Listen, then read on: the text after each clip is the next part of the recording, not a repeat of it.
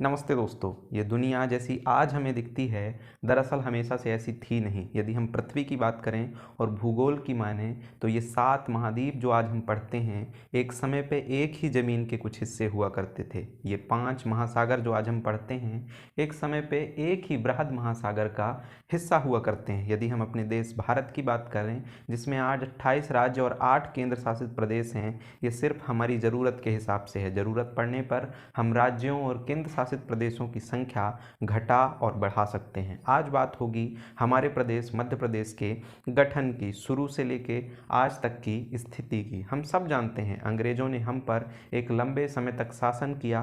15 अगस्त 1947 को अंग्रेज हमें आज़ाद करके हमारे देश की सत्ता हमारे ही हाथों में देकर चले गए। उस समय देश को संभालने के लिए बुद्धिजीवी लोगों ने देश को part A B C D में बांट लिया। पार्ट ए में वे क्षेत्र आते थे जिनमें ब्रिटिश का डायरेक्ट कंट्रोल रहा हो, उन्हें हम ब्रिटिश प्रोविंस कहते थे।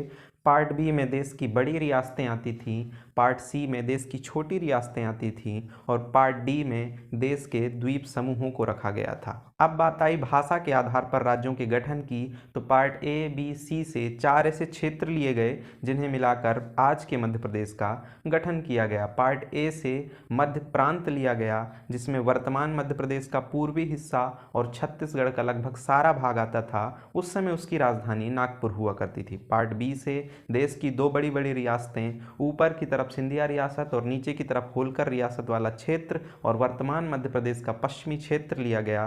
पार्ट सी में 2 क्षेत्र लिए गए। पहला क्षेत्र विंध्य क्षेत्र, जिसमें आज रीवा, सतना और पन्ना का कुछ हिस्सा आता है, जबकि पार्ट सी में से ही दूसरा हिस्सा लिया गया पूरी भोपाल रियासत को।